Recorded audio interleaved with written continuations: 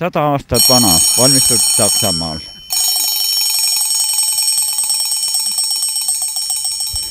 Tal on ees karbiidilamp, siis käsipidur käib ja rattakell töötab sellise põhimõtte peale, et ketas käib vasta ratast, kui ratast tõmbab, siis annab kella. See Eesti valitsuse lõpus 30 aastal keelati ära, sellepärast, et ta tegi väga palju pahandust poorimestele. Hobused läksid lõhkuma. Nii et nüüd sellist pidevat kella sellest ajast keelati ära. Ja need rattad on hästi lahedad, sest mulle meeldivad kõige rohkem nende pidurid, sest vanal ajal palju lahedamad pidurid kui uuel ajal ja pidurdasid, ma arvan, ka paremini. Ja tõukerattad on ka hästi lahedad puust ja palju lahedamad kui uuel ajal.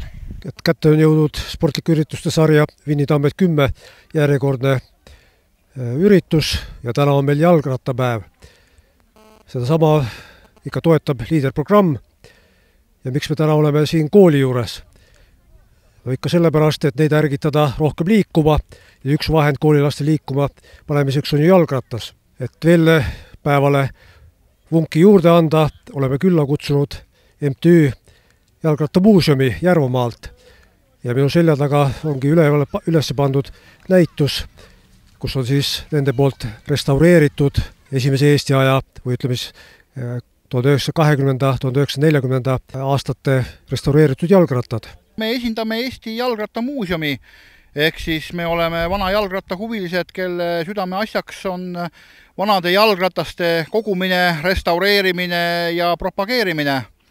Ma ise olen neid asju korjanud, restaureerinud 29 aastat ja siin me oleme praegu 10 rattaga väljas, et siis näidata ka tänapäeva noortele, millised nägid jalgrattad välja 6-7-80 aastat tagasi. Sest praegu on muutused olnud kiired ja eriti kiired on muutused olnud viimase 20 aasta jooksul. Vanemad jalgrattad on tegelikult üsnagi kadunud. Ja mulle meeldivad ka need rattad, hästi huvitavad. Ettevõtlikud mehed hakkasid tooma varuosi ja hakati Eestis kokku panema mitmed tüüpi neid rattaid ja Eestis tegutses kuskil 20 ettevõtja, kes neid jalgrattad. Hiljem hakati tootma ise ka osasid, aga alguselt põhiliselt ikka importosadest. Ma tulin praegu koolist, tunnid on läbi ja siis tulid siia seda rattanäitust vaatama. Siin on päris huvitavad rattad on, mulle meeldivad need amordid, sellised ägedad on. Ja need tõukerattad on ka ägedad. Ja üks ratas on ka siin, mis on veel minu vanaisal. Alles seisab kuuris ja see on seal selle margiga. See ratas ja see on vedruargiga ratas ja see niimoodi vedutab. See on 40 aasta töö, ehk siis tihtipeale arvatakse, et vedruark tuli alles hiljuti, aga sõja eel olid nad tegelikult kõik olemas. See on selles mõttes haruldane ratas, et ta on täiesti originaalis säilunud, ega ta sõitnud ei ole, nii et ta võib öelda, et ta on uus ratas, kuigi ta on 72 aastat vana. Toimub üks võistlus, kus on meil direktori ratas, Jüri nimeline ratas ja tuleb teha Photoshop, kus tuleb teha täpselt selle järgi pildi järgi lavastada uus pilt, klassipilt. Ja minu lemmik ehk meelisperiood on tegelikult Eesti enne teist maailmasõda Eesti Vabariigi aeg, kui Eestis tegelikult oli üsna arvestatav ja korralik jalgrattatööstus.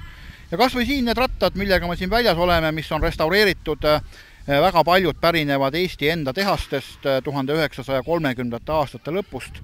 Tegelikult see oli aeg, kui jalgratas läks massidesse, jalgratast hakati kasutama liiklusvahendina.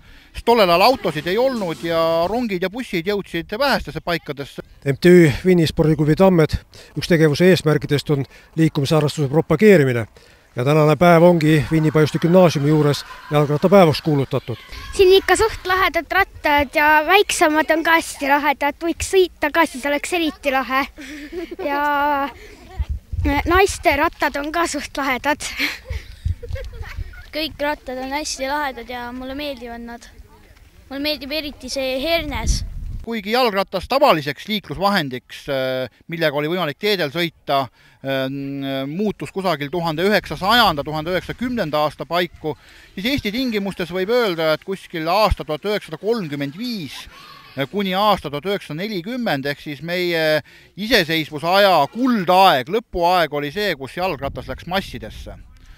Tollel ajal üks jalgratas maksis 1-2 töölise kuupalga, ainult et kuna ta oli ikkagi selline seade, mida väga palju kasutati ja millest oli väga palju kasu, siis Eestis oli juba tollel üsna palju rattaid. 1940. aastal oli kuskil 200 000 jalgratast siin. Siin on väga lahedad rattad, sest need on vanad. Kui nüüd rääkida Nõukogude ajast, siis Nõukogude ajal suuresti jalgrattatööstus ja jalgrattaasjandus oli seisakus. Ehk siis need tüüpilised Nõukogude rattad, mis siin poes müüdi, olid tehniliselt umbes sama tasemel nagu enne sõjaaegset eestiaegsed rattad, ainult väga halvema koostöökvaliteediga. Nii et ma mäletan kusagil 1980. lõpul, 90. alguses veel tihtipeale öeldi, et vana hea Eesti-aegne ratas, sellega on hea sõita, kuigi tihtipeale olid need juba väga palju ümber ehitatud. Need kõik rattad on väga lahedad ja mulle meeldib kõige rohkem see.